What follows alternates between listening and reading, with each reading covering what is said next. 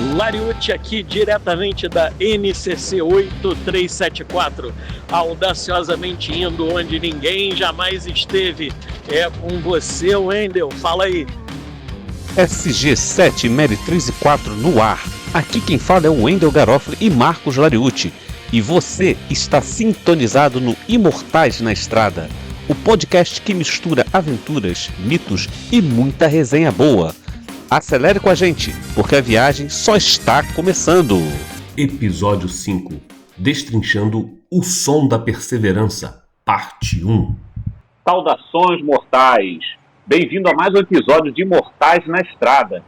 Hoje a gente vai falar sobre um dos livros mais simbólicos e espirituais do nosso universo literário até o momento, O Som da Perseverança. Olha, isso não é só um título bonito não, tá, cara? Isso é uma obra que fala sobre fé, dor e o peso da imortalidade. Aqui, como em todas as histórias, o tempo não é um aliado, é uma sentença. Agora, isso aí. E a gente vai entrando, cara.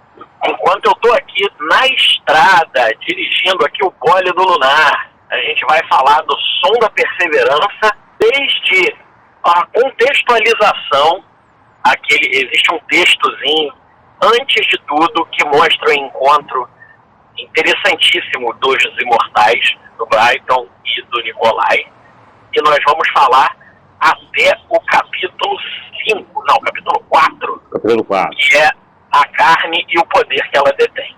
Então, gente, segura firme, porque o som da perseverança vai ecoar forte hoje, hein? Então, Lariucci, fala aí sobre o que é esse livro e quais são as homenagens que a gente tem com ele. É isso aí. Quem curte um death metalzinho já sacou, olhando a capa do livro e lendo o título, que nós estamos falando do álbum do Death, Sound of Perseverance. Oh, yeah. Foi o último disco de estúdio do Death, essa obra de arte do Chuck Schuldiner. Inclusive, nós dedicamos esse livro em homenagem à memória do Chuck, que faleceu em 2001, isso aí, em decorrência de um câncer no cérebro. O Chuck, ele é tido como o pai do death metal. E esse álbum, o último álbum de estúdio do Death, que é o The Sound of Perseverance, ele é considerado uma das obras-primas do Chuck. Nós resolvemos representar nesse livro toda a filosofia, a dor, a angústia e os temas das letras, cara, que são uma obra de arte nesse álbum. O Chuck, ele era, além de vocalista e guitarrista, ele era o compositor das letras e o cara era, assim, um filósofo. Eu li uma vez numa revista falando, né, sobre death metal e tal, dizendo que o Chuck era um cara que conseguia falar de gore nas letras, de cérebros explodindo e tripas espalhadas, enquanto ele salvava gatinhos na vida real, cara. É legal que quem conhece a gente, já viu nossos livros, os contos, sabe que isso não é novidade, né? Da gente homenagear bandas de rock, falar sobre músicas e tudo mais. Porém, o Som da Perseverança, ele foi descarado nisso, né? Foi. A gente vai dizer que cada capítulo foi inspirado, o título de cada capítulo foi inspirado em uma das faixas do álbum, e a própria capa, né, Wendel? A capa remete àquele clima de tensão, opressão e angústia que tem na capa do Som da Perseverança do Death, só que traduzido com elementos da história. Isso, a galera que está vendo isso pelo YouTube, a gente coloca as imagens da capa do livro com a capa do disco. Isso aí. O pessoal vê a comparação. Então vamos, gente, vamos começar a contar a história, então. O que acontece? Aqui a gente vai ter uma breve apresentação do encontro do resignado Nicolai e o altruísta Brighton. Enquanto o Brighton está defendendo uma vila de soldados, Nicolai está parado, esperando ele terminar de lutar. Assim que começa a história. É isso aí. Aí você consegue ver o primeiro contraste entre os dois imortais. Você vê um Mac Brighton perseguindo algum motivo para continuar vivendo, enquanto o Nikolai ele está fazendo exatamente o oposto. Ele está buscando um fim para essa maldição da imortalidade. Pois é, e é aí que a gente vê que o Nikolai, pela primeira vez, ele faz as revelações do Ravenlord para o Brighton, que até então ele não tinha falado ainda. Ele conta, né, como que o Ravenlord foi o imortal que ele conheceu, que conseguiu morrer.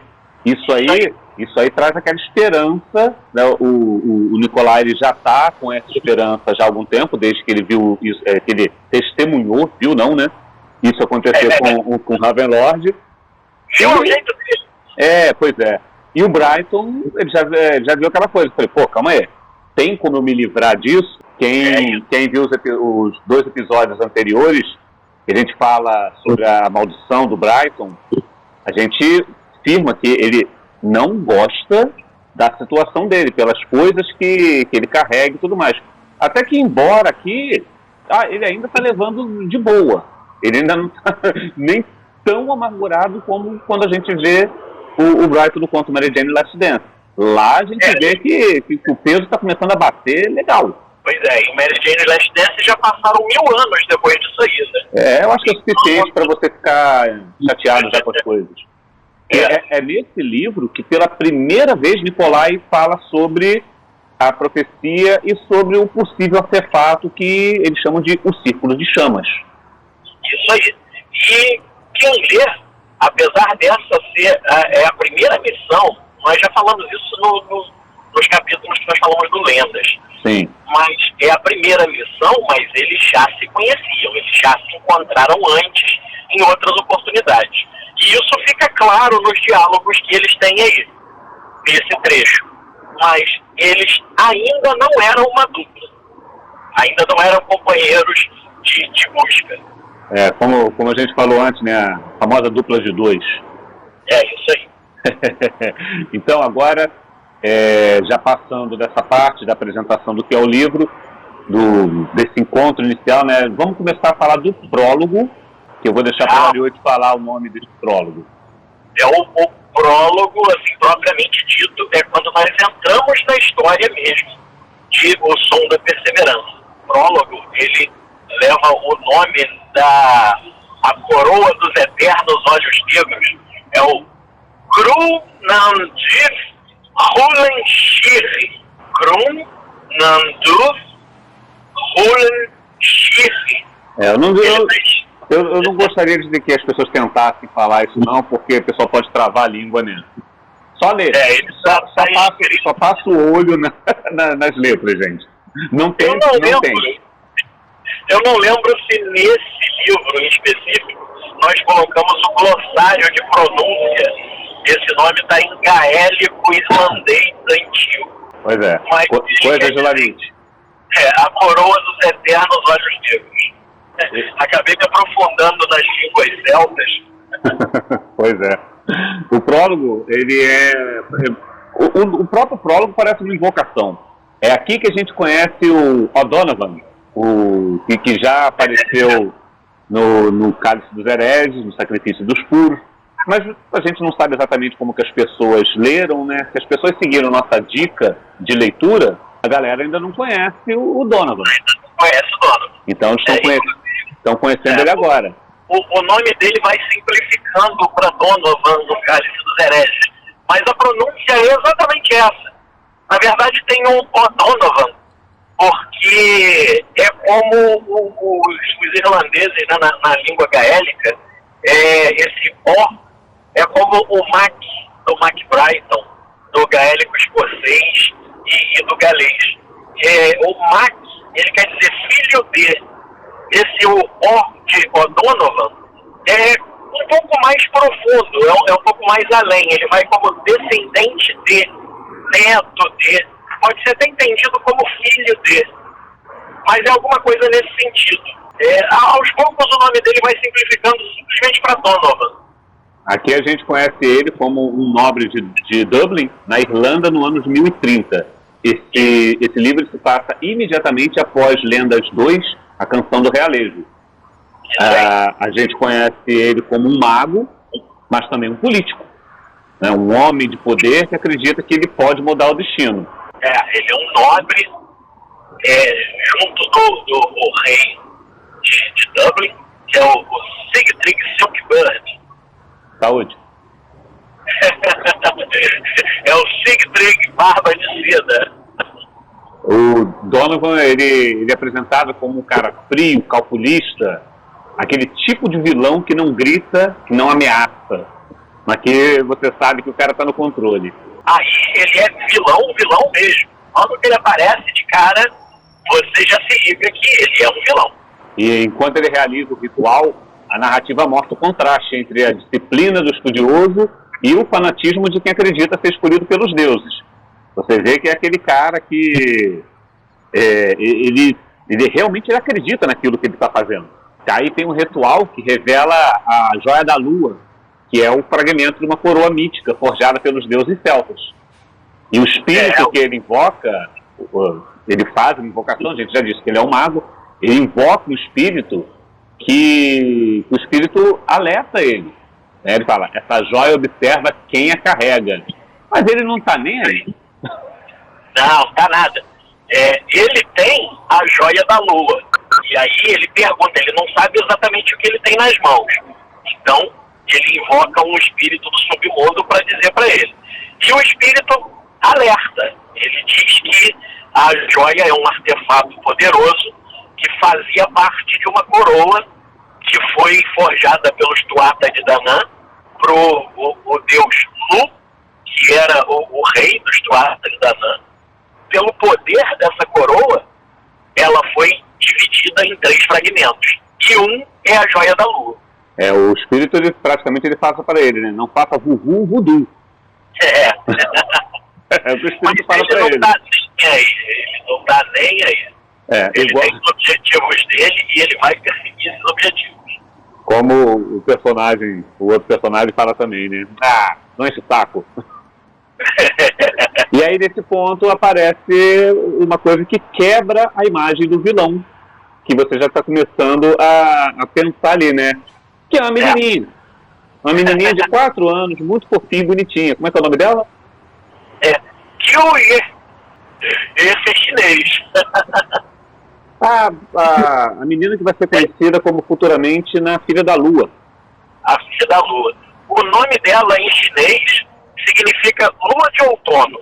É Kyuye. E aí, o que acontece nessa cena? Explica aí pro pessoal. Ela simplesmente brinca com a joia da lua, esse artefato poderosíssimo.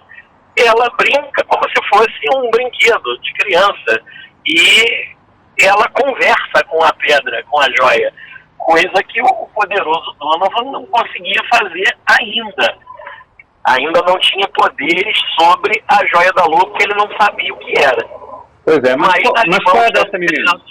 Essa menina, se a gente for entrar nos detalhes dela, mais à frente, em outros livros, outros contos, outras histórias, o leitor vai descobrir que um dos alicerces do poder do Donovan é a Filha da Lua, a Moonchild, que é uma espécie de sacerdotisa, de profetisa, de oráculo, que canaliza o poder para ele. Essa menininha também, ela surge no Lendas 2, na Canção do Realejo, que é exatamente a busca que o Donovan está fazendo, aliás, até antes dele puxar para si o nome de Donovan. Então a gente pode continuar dando sequência para isso agora, iniciando o livro pelo capítulo 1 agora, Mordador. Mordador, que, além do título desse primeiro capítulo, é uma pedrada, é uma faixa do disco O Som da Perseverança do Death, que é uma música com uma letra profunda e filosófica, igual ao capítulo. Que a gente volta para o Nikolai Brighton aqui. Isso aí. Agora a gente já tem os dois cavalgando pelas estradas do país de Gales. Ainda não são necessariamente amigos. É. Para falar a verdade, a amizade deles vai demorar a acontecer um tempo. Nicolai aqui é aquele momento que ele fala assim, eu preciso de você para fazer isso. Preciso de você para ler as placas. E é aquela coisa. É o Nicolai que a galera costuma já conhecer, né? Frio, lógico, se distanciando de tudo, tentando alegar qualquer traço de humanidade que ele possa ter. E o Brighton é completamente o contrário dele. É o oposto dele. O Brighton, ele fala alto, ele ri alto, ele canta. Inclusive, é uma das coisas que ele faz ali. Ele bota o Nicolai para recolher gravetos, para fazer uma fogueira e fala, não, minha parte é cantar, peraí, porra. Vou puxar um alaúde aqui e vou cantar uma canção para espantar o frio. No Rei Celta as pessoas veem que ele é um bardo. Desde cedo, ele demonstra essa aptidão dele. E em todos os livros, eu acho que tem algum trecho em que ele está cantando uma canção, ou ele está recitando algum poema, e normalmente em galês. É uma coisa bem Tolkien, né? De botar música nas coisas para fazer isso, né? A gente não nega as inspirações, gente. Isso aí não... Não, de maneira nenhuma. Inclusive, numa dessas horas que eles estão parados conversando, como eles ainda não têm tanta intimidade, tem um momento, eu acho que é um momento bem profundo, que Nicolai chega e, muito sério, olha para ele e fala, por que você insiste em lutar por pessoas que você sequer conhece? O Brighton cheio de altruísmo. Mas porque a causa é justa, sabe? Esse cara assim, não, tudo vale a pena para salvar pessoas, blá, blá, blá, blá, blá, blá. Aí, cara, aí você vê aquilo, né? Nicolai, enquanto o Nicolai quer esquecer o mundo, o Brighton quer salvar ele. Agora, isso daí contrasta, eu não sei se é porque está muito recente na minha memória, eu escrevi aquele conto que você falou para escrever, que você precisava de uma personagem e tal.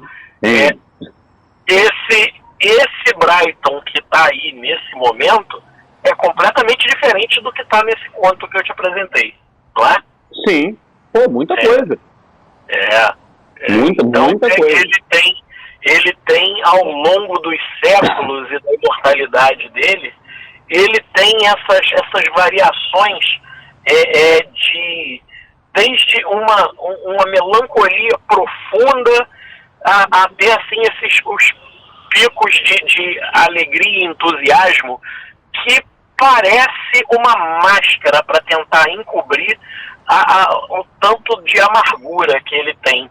Porque ele usa toda a dor dele como combustível para seguir em frente. É isso. E o Nicolai, a dor dele é a maldição dele. E aí a gente tem essa viagem filosófica, né, que é uma pedrada do Death com a letra, como uma letra profunda. E aí eles vão caminhando, eles passam pelas colinas do país de Gales, vão conversando sobre destino, culpa, mas o subtexto é claro. São dois imortais lutando contra o tédio da eternidade. Isso aí não tem como negar. Nicolai volta a mencionar o Círculo de Chamas. O Nicolai ele volta a mencionar o Círculo de Chamas, e isso vai conectando cada vez mais o livro com eventos mais amplos do universo Immortals. Que é a busca dos imortais. A busca dos imortais. É o que a gente começa já no Cálice dos Heréditos, com o famoso subtítulo, né, que é a busca dos imortais. Agora a gente pode partir para o capítulo 2, o carniceiro do sofrimento humano. E aí, Larissa, o que acontece nesse capítulo? É isso aí. É mais uma faixa memorável do álbum do Death, com uma letra também profunda e filosófica. E nesse capítulo, nós começamos a abrir o leque dos personagens que vão aparecer nesse livro. Nesse capítulo já aparece a corte do rei, o Iago Idwal, o rei de Gwynedd, que é um reino do norte do país de Gales, para onde o Nicolai e o Mac Brighton viajam no intuito de encontrar pistas da coroa. E em Dublin, lá no reino de Dublin, na Irlanda, o Donovan já começa a montar seu exército, mostrar seus asseclas. É onde ele apresenta ali o Procyon e a Mirzan. É legal que aqui nesse capítulo a gente já começa a mostrar que a busca do Donovan e do Nikolai, elas sempre estão batendo de frente. Não é que um está querendo enfrentar o outro, é que os dois querem a mesma coisa que está no mesmo lugar. E o Brighton embarca nessa canoa furada aí, né? Pois é. Ele acha que vai ser vantajoso para ele vai. Vamos ajudar. Chegou um cara pedindo ajuda. Ele, não consegue, duas coisas que ele não consegue negar. Sei. É um rabo de saia e alguém pedindo ajuda. Pois é, ainda bem que o Nikolai é homem. Se for as duas coisas juntas, então, aí que fechou pra ele. Que se dane o mundo, meu nome não é Raimundo. Que se dane o monastério. É verdade. E Mirzan, ela apareceu no Lendas 2, né? Isso, a Mirzan, ela também aparece no Lendas 2, que é quando o Donovan começa ele já está na busca da criança da Lua. E desde que ele consegue encontrar a filha da Lua, ele já vai recrutando os seus servos. E tanto a Mirzan, que era a Niv, que a primeira coisa que ele toma dela é o nome, e isso mostra um pouco de como ele domina as pessoas, como ele age com a sua magia, com os nomes. Ele também encontra o Rock. O Rock, que é essa criatura mística que aparece, são as primeiras criaturas místicas que a gente mostra no nosso universo, que é um Boruk. Não é muito parecido o nome, mas não é isso que vocês estão pensando. É um Boruk. É uma mistura de humano e javali. Isso aí. Ele é um híbrido de humano e javali. É uma criatura bestial. Traz o íntimo, a alma bestial escondida dentro do ser humano. Mas aí a gente pode deixar o pessoal naquela dúvida, né? Mas se é no nosso mundo, como é que pode ter esse tipo de criatura, né? Como é que podem ter os caras imortais também, né? A gente já levantou essa dúvida. Pois é. É o nosso mundo, estamos tratando de uma história de fantasia. Pois é. Não, é só para o pessoal saber que fala, mas tem isso, né? Gente, então, algumas coisas existem e são escondidas. E você pensa assim, se você fosse um bicho daquele, você não ia sair andando por aí porque você sabe o que ia acontecer. Provavelmente o que aconteceu com os outros que tentaram fazer. Apareceu uma coisa estranha, o que o ser humano adora fazer? Capture-o, torture-o e queime-o. Pois é. Então, o que eles fazem? Eles se escondem. O Duque, que eles não apresentaram como Duque aqui, né? O Donovan, ele, como ele é um mago, ele consegue ver mais coisas, ele acaba encontrando. E aí ele tem umas técnicas também para fazer eles poderem se misturar com os humanos. Esse aspecto mais místico e mitológico dessas criaturas, eles são mais bem apresentados no Lendas 2, que é quando eles surgem. Isso. Então, esse livro ele tem alguma conexão com o Lendas 2, mas como nós já dissemos, ele não exatamente precisa ser lido para você ler a história dele. Aquilo que a gente sempre fala, ele enriquece mais, ele enriquece a história, mas não tem necessidade de ler. Isso aí. E para fechar esse capítulo, e ainda falando da origem mística e esotérica desses nomes, o Procyon, ou Procyon, e a Mirzan, ou Mirzan, eles são nomes que são dados pelo Donovan. São nomes de estrelas das constelações, da constelação Cão Maior e Cão Menor, que na mitologia são os cães de caça de Orion, que é o gigante caçador. Que no caso aqui está sendo o próprio Donovan. É o próprio Donovan. E Procyon e Mirzan são os seus cães de caça. E tem mais um personagem que é apresentado aqui nesse livro, nesse capítulo, que é o druida que o Nikolai e o Brighton encontram. É o Eravon. É o druida que guarda os segredos da localização dos fragmentos da coroa. E é aqui que eles estão indo, e já vai desembocar agora no capítulo 3, o Triturador de Espíritos. E eles começam o capítulo 3 nessa busca.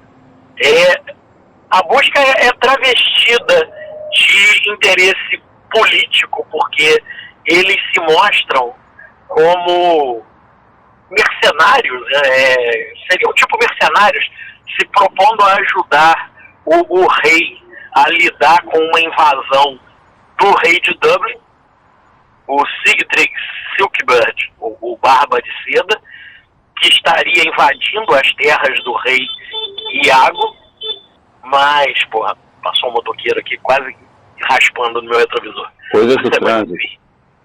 Coisas do trânsito.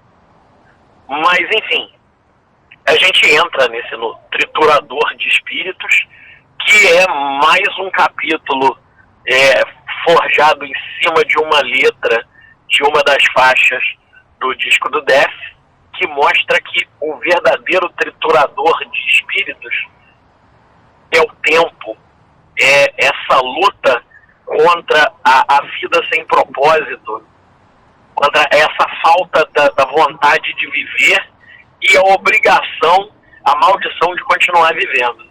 E nesse capítulo aqui, o Donovan ele já está mostrando uns traços de paranoia. Já dá para começar a perceber que o bicho é louquinho.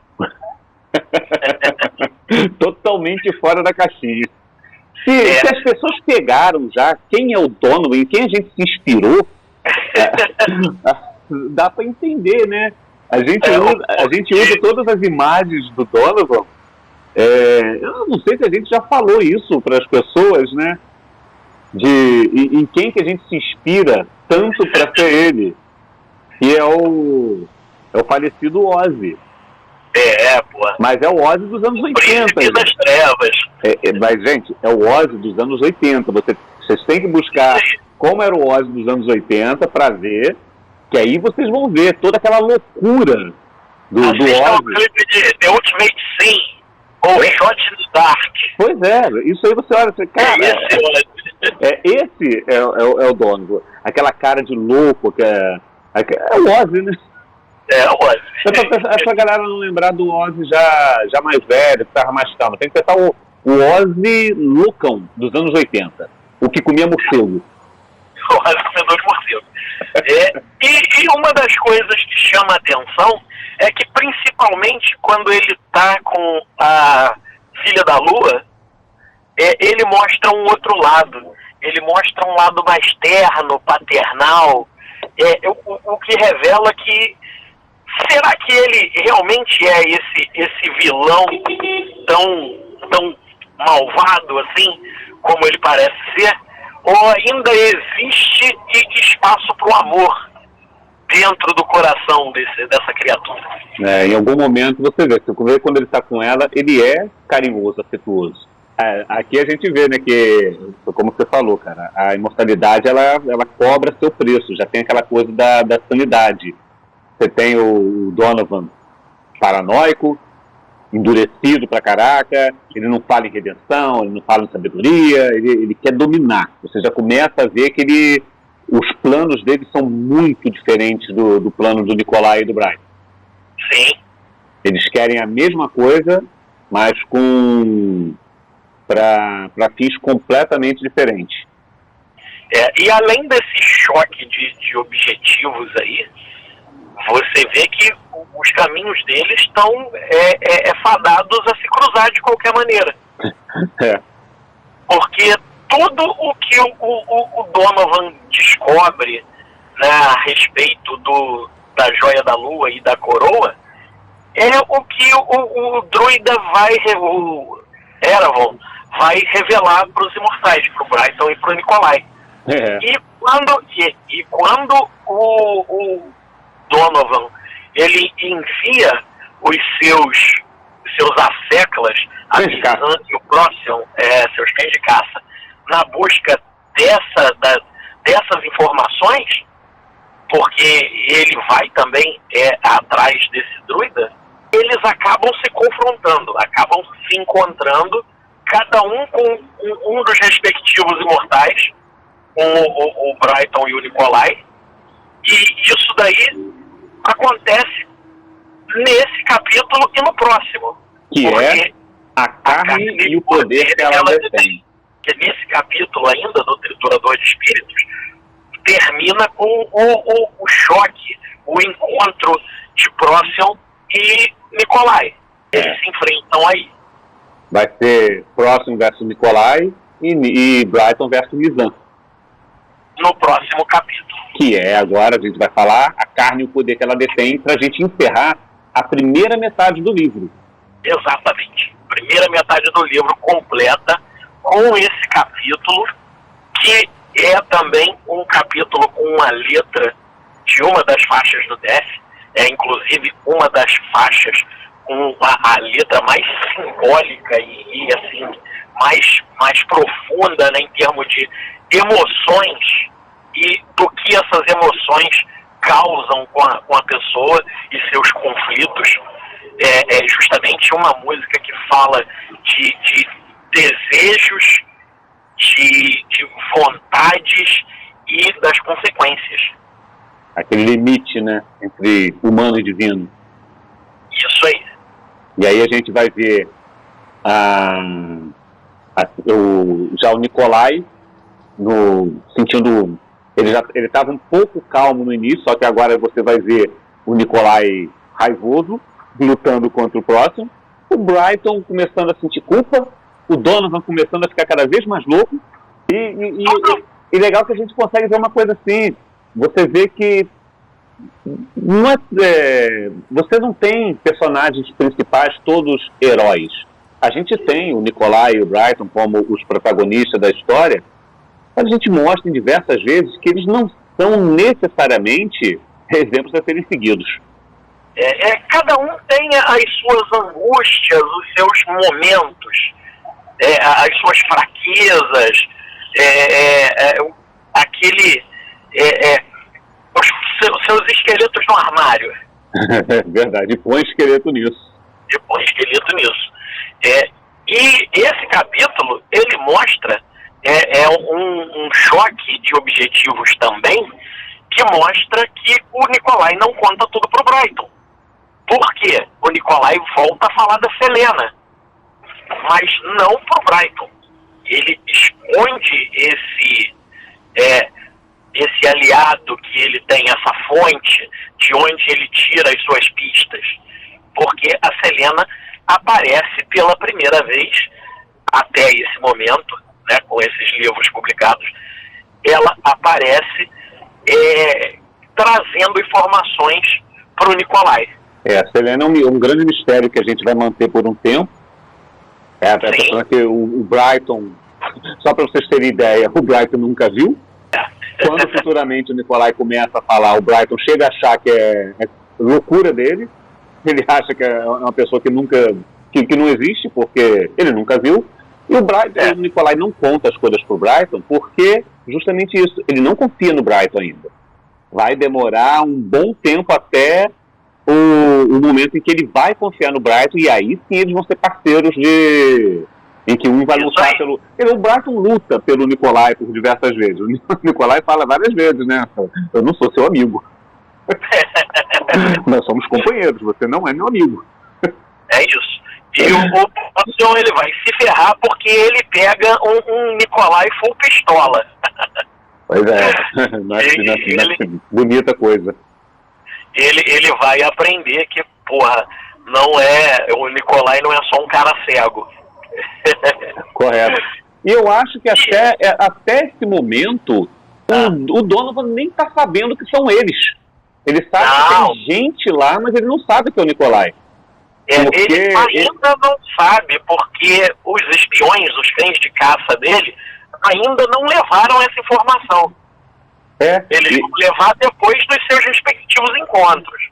E eles têm uma história que é bem íntima. Quando um sabe do outro, a coisa não fica legal. Aí o bicho pega. Pois é. Então, gente, a gente pode fechar a primeira metade do Som da Perseverança aqui, deixando para a gente continuar, para a gente fazer sempre aquele podcast mais dinâmico, não ficar aquela coisa muito longa. A gente vai fazer sempre dividir em duas partes. Então, a gente vai encerrar a primeira parte aqui. Na segunda parte, na semana que vem, aí a gente mergulha na destruição interior dos personagens. A gente vai ter as cenas de luta, todo o drama que acontece com o Brighton, o real plano do Donovan. E aí a gente percebe o seguinte, né, que no final das contas, a perseverança tem um som. E às vezes esse som é o grito de quem não consegue mais parar de lutar. Então, a gente pode fechar esse capítulo e no próximo podcast a gente volta com a segunda parte da análise do Destrinchando o Som da Perseverança. Nos vemos lá, gente, semana que vem, no mesmo horário. E vamos fazer o seguinte, vamos tentar sempre, o chat vai estar liberado. Eu vou estar sempre lá. O vídeo vai sair online, então... o vídeo vai sair online? Não, desculpa.